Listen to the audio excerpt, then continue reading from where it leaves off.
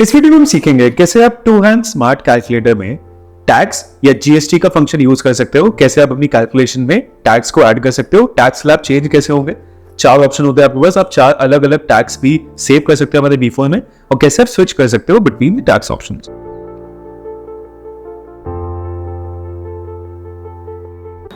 तो to hand smart calculator में अगर आपको टैक्सेस को चेंज करना है, अगर आप देखना चाहते हो टैक्स स्लैब कौन से लगे, तो आपको करना क्या, सबसे पहले आपको मेन्यू पे जाना है। जैसे मेन्यू पे जाओगे आपको जैसे ऑप्शंस आ जाएंगे, इन ऑप्शन पे अगर आप स्क्रॉल करोगे तो आपको यहाँ पे टैक्स रेट दिखेगा। टैक्स रेट में जाके आपको सीधे सीधे एक बार एंटर प्रेस कर देना।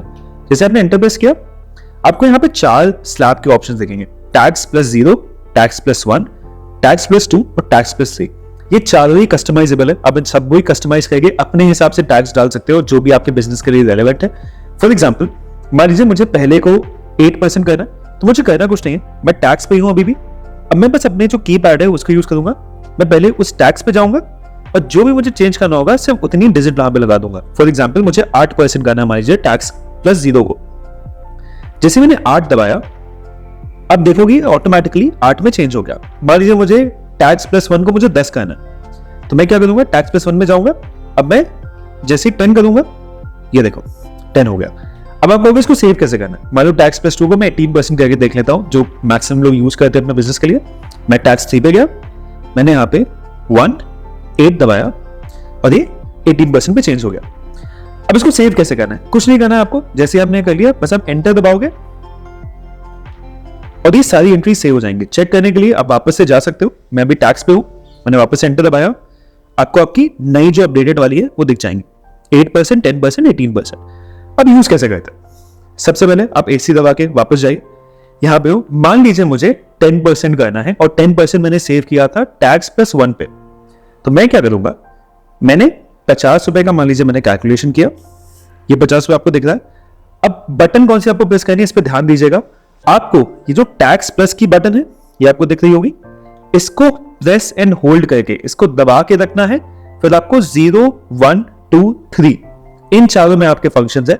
अगर आप टैक्स प्लस को दबाओगे और उसको दबाते हुए अगर आप 0 दबाओगे तो आपको जो फर्स्ट वाला स्लैब है जो हमने 8% किया था वो आ जाएगा। अगर मैं टैक्स प्लस होल्ड करके 2 दबाऊंगा साथ में तो हमारा 10% आ जाएगा। करके दिखाता हूं, 50% लिखा है यहाँ पे। अब कहना क्या है आपको, टैक्स +1 मैंने जैसे ये दबाया, मैंने इसको होल्ड किया, अब मैं यहां पे अगर 1 दबाऊंगा तो देखिए यहां पे 55 हो गया। इसमें 10% का जो मेरा टैक्स है वो ऐड हो गया है।